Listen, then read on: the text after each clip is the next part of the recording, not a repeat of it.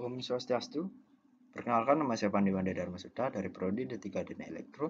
Di sini saya akan menjelaskan materi pembelajaran 1 mengidentifikasi masalah fungsional jaringan pada perangkat melalui gejala.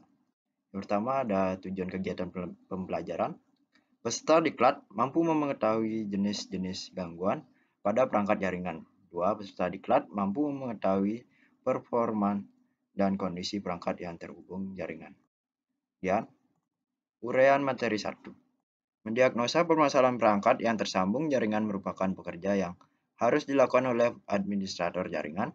Pekerja ini memerlukan ketelitian dan kesabaran yang tinggi agar didapat hasil yang baik. Komputer yang terhubung jaringan seringkali mengalami gangguan maupun kerusakan baik dari sisi hardware ataupun software. Hal ini disebabkan oleh banyaknya gangguan komputer yang terhubung dalam sistem jaringan. Di sini ada faktor-faktor yang dapat menyebabkan terjadinya kerusakan adalah 1. Tegangan listrik. 2. Mati atau tidak berfungsinya komponen pada jaringan. Tegangan listrik dapat menyebabkan gangguan apabila tegangan yang dihasilkan tidak stabil. Ini sering terjadi naik dan turun atau mati mendadak dari sumber PLN. Kedua, mati atau tidak berfungsinya komponen pada jaringan. Mati atau tidak berfungsinya komponen pada pendukung jaringan disebabkan oleh korosi atau berkarat dan rusak. Korosi yang terjadi dikarenakan ruang atau tempat jaringan yang lembab dan juga pemakaian yang sudah terlalu lama tanpa adanya perawatan yang berkala.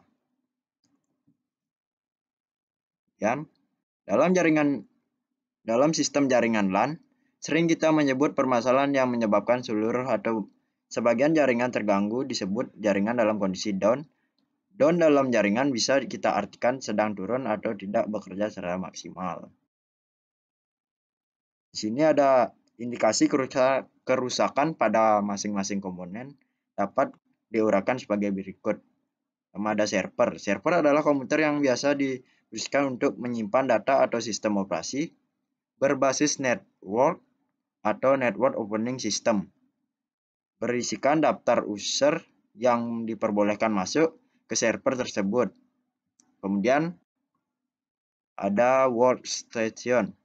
Workstation adalah komputer yang bermanfaat jaringan untuk menghubungkan komputer tersebut dengan komputer lain atau komputer tersebut dengan server.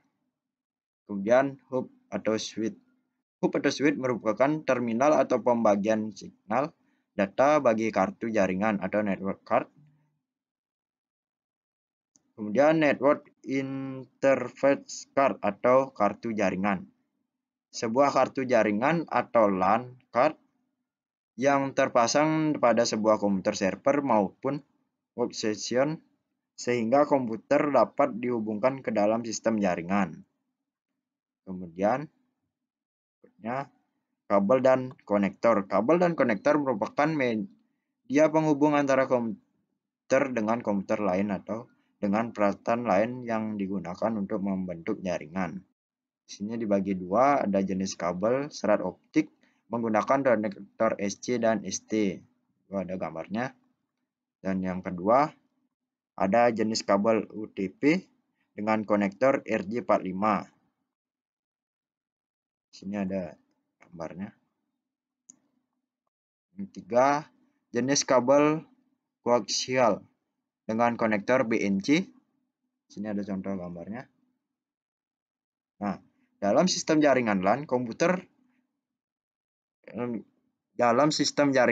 komponen satu dengan yang lainnya adalah saling berkaitan dan berhubungan. Maka dalam proses diagnosa kerusakan pada jaringan harus dilakukan dengan struktur dan sistematis. Nah, sekian materi yang bisa saya sampaikan tentang mengidentifikasi masalah fungsional jaringan pada perangkat melalui gejala. Nah, di sini saya akan melanjutkan materi tentang memilih masalah berdasarkan kelompok masalah. Tujuannya di sini ada code. Nah, di sini langsung ke materi. Hardware. Permasalahan yang sering muncul baik dalam pemasangan maupun setelah pemasangan jaringan lainnya komputer secara garis besar dapat dibagi Yang satu kerusakan atau kesalahan hardware. Itu kerusakan atau kesalahan pada bagian hardware mencakup seluruh komponen jaringan. Lain seperti berikut ada server, workstation, silon, kartu jaringan, dan lain-lain.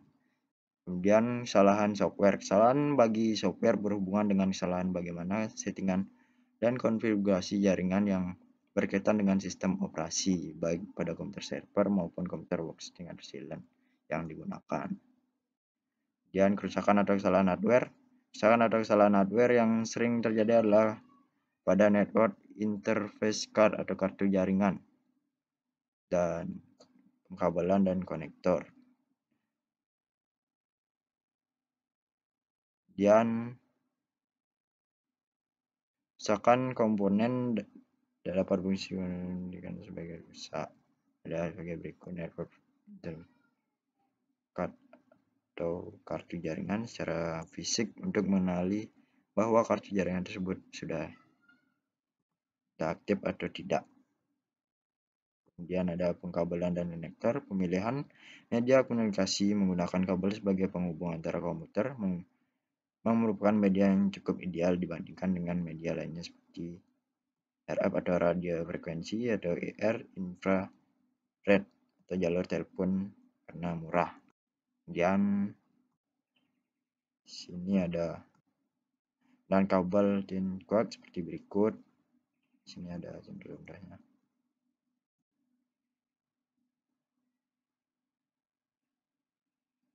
Kemudian software. Permasalahan yang sering muncul pada software bagi berikut: kesalahan setting konfigurasi jaringan. Kesalahan setting konfigurasi sering terjadi pada kartu jaringan yang menggunakan model ISA karena kita harus menentukannya. Kemudian kesalahan protokol yang digunakan. Hal ini sering terjadi pada kartu jaringan yang menggunakan slot ISA karena penentuan harus dilakukan secara manual. Kemudian kesalahan pengalaman IP. Kemudian kesalahan identifikasi silon dan server komputer. Penentuan antara komputer server dan komputer silon harus jelas untuk jaringan dan server. Kemudian berikutnya kesalahan service network atau fill and print sharing yang tidak aktif bisa dikarenakan fill dan print sharing yang kita hubungan sedang tidak aktif atau kita belum fill dan print sharing. Kemudian kesalahan security system, kesalahan masukkan password. Kemudian kerusakan file program sehingga perlu diupdate programnya supaya bisa. Untuk dapat melakukan perbaikan dalam kesalahan software tersebut dapat dilakukan dengan setting ulang software sesuai dengan ketentuan dalam jaringan tersebut. Berikut ada gininya. Caranya tidak bisa login dalam jaringan. Ada beberapa kasus yang sering terjadi. Itu tidak bisa login dalam jaringan, tidak bisa menemukan komputer lain pada daftar network board host, kemudian tidak bisa sharing file atau printer, dan tidak bisa install network adapter, kemudian komputer lain tidak dapat masuk ke komputer kita. Nah, sekian materi tentang memilih masalah berdasarkan kelompok masalah yang bisa saya sampaikan. Di sini jika ada salah kata mohon maaf. Kita akan lanjutkan ke materi berikutnya.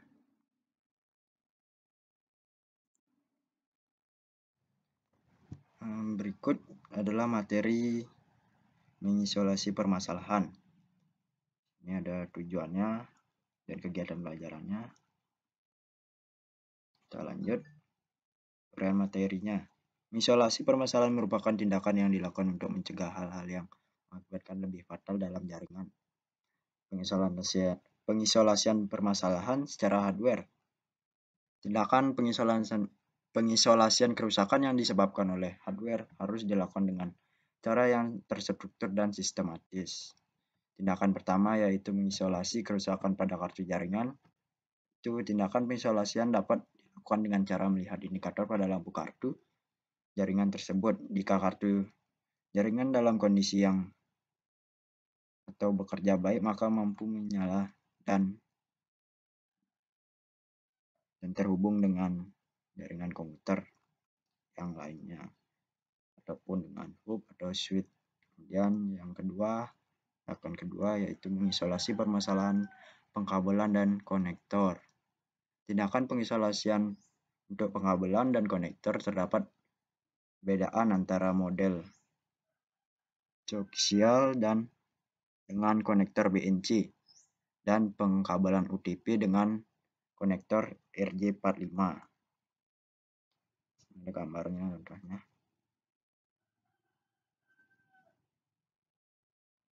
Kemudian software pengisolasian protokol yang digunakan harus ditentukan pada saat instalasi software kartu jaringan, seperti pada contoh di bawah. Kesalahan yang sering terjadi yaitu kesalahan pengalamatan IP. Kemudian kesalahan identifikasi workgroup. Workgroup merupakan kumpulan atau nama kelompok jaringan yang kita gunakan. Kemudian ada kesalahan service network atau file and print sharing. Dan yang terakhir kesalahannya kerusakan file program sehingga perlu diupdate.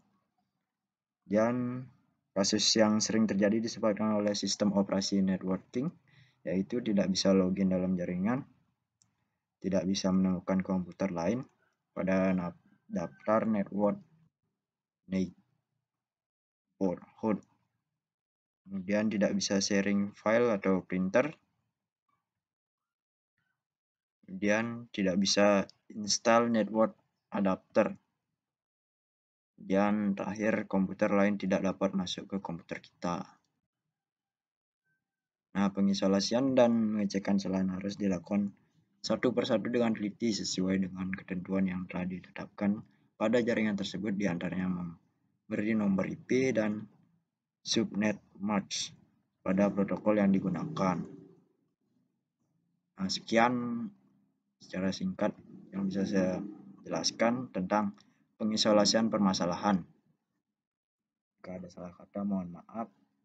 Saya tutup dengan Om Santi Santi Santi Om.